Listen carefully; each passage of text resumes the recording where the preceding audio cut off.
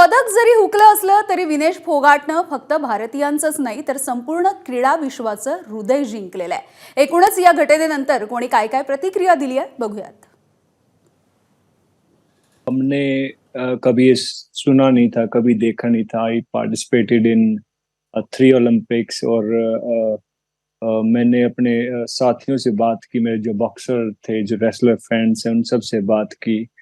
तो उन्होंने कहा यार ऐसे तो नहीं होता, लाइक 100 ग्राम में आपको निकाल दिया जाता है, वहां पर अपना वेट देते हैं, उसके बाद फाइनल वेट के लिए जाते हैं।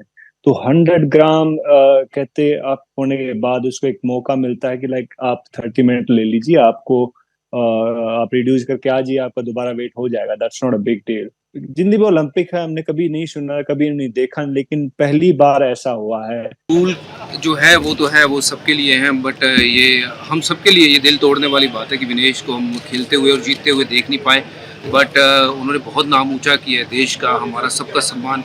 वो इस देश की बेटी है और जो वो पिछले दौर से गुजरी थी और जो आज उन्होंने हासिल किया है, वो दिखाया है कि अगर आप में जज्बा है, जुनून हो, तो आप दुनिया जीत सकते हो। बहुत दुख की बात है कि एक खिलाड़ी होने के नाते इतने बड़े मोमेंट में जब हमारे देश के लिए गोल्ड मेडल आ रहा है, वहाँ पे ये चीज़ हुई है। तो वही मैं कह रहा हूँ कि उसके पीछे का क्या रीज़न है, उसको जांचना चाहिए। और जो भी रूल्स और रेगुलेशन के हिसाब से अगर कोई एक खिलाड़ी खेलता है, जब खेल के पहले वो जो शुरुआत करता है उस हिसाब से जो भी मेजरमेंट होती है और उसके बाद सडनली मैच के बाद वो चेंज हो जाते हैं, तो उसके पीछे की जो भी कहानी है उसको पता करनी चाहिए।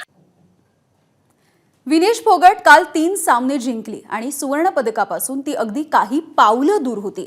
असं असताना सुद्धा नेमकं काय घडलेलं आहे जाणून घेऊयात। विनेश मूळची 53 किलो वजनी गटामधली पैलवान आहे, मात्र 53 किलो वजनी गटामध्ये पैलवान अंतिम पंघाल असल्यामुळे विनेश समोर 50 किलोच्या गटामधून खेळण्याचा पर्याय होता। किर्गिस्तानमधल्या आशियाई पात्रता कुस्तीमध्ये खेळून पॅरिस ऑलिम्पिकच्या 50 किलो गटासाठी ती पात्र झाली। पण 53 किलोच्या पैलवानाला सतत 50 किलोच्या आतमध्ये राहणं हे कुस्ती खेळण्यापेक्षाही मोठं आव्हान आहे। त्यात पॅरिसमध्ये कुस्ती स्पर्धेचं आयोजन 1 ऐवजी 2 दिवसांवरती होतं, म्हणून पैलवानांना 2 दिवस वजन नियंत्रित ठेवणं हे गरजेचं होतं। यामुळे विनेशचं वजन सलग 2 दिवस नियंत्रणामध्ये ठेवण्याची दक्षता सपोर्ट स्टाफकडून अपेक्षित होती। विनेशचं कुस्तीच्या पहिल्या दिवशी म्हणजे मंगळवारी सकाळचं वजन हे 50 किलोच्या आतमध्ये भरलं होतं। मंगळवारी 3 कुस्त्या खेळून थकलेल्या विनेश फोगाटला वजन नियंत्रित ठेवण्याचं मोठं आव्हान सुद्धा होतं।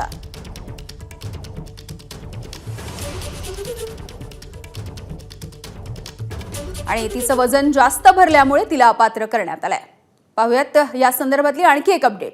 विनेशला अपात्र ठरवण्याच्या निर्णयाचा भारतानं तीव्र शब्दामध्ये निषेधही नोंदवलेला आहे आणि या सगळ्या संदर्भात केंद्रीय क्रीडा मंत्री मनसुख मांडवीय यांनी संसदेमध्ये निवेदन दिलंय।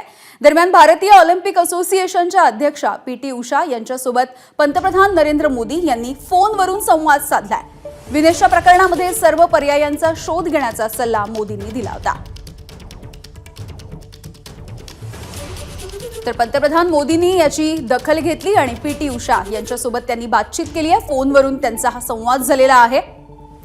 विनेशला अपात्र घोषित करण्यात आलं, या निर्णयाचा भारताकडून सुद्धा निषेध वर्तवला जातोय। तर या सगळ्याचे पडसाद आपल्या संसदेमध्ये सुद्धा उमटले आणि केंद्रीय क्रीडा मंत्री मनसुख मांडवीय यांना निवेदन द्यावं लागलंय।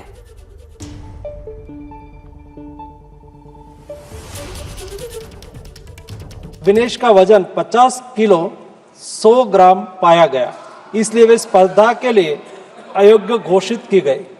इस मामले को लेकर भारतीय ओलंपिक संघ ने अंतर्राष्ट्रीय कुश्ती संघ से कड़ा विरोध भी दर्ज किया है। नेशनल भारतीय ओलंपिक संघ की अध्यक्षा पीटी उषा भी अभी पेरिस में है।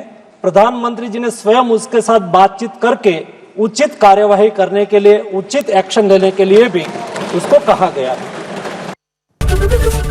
एबीपी माझा, उघडा डोळे बघा नीट।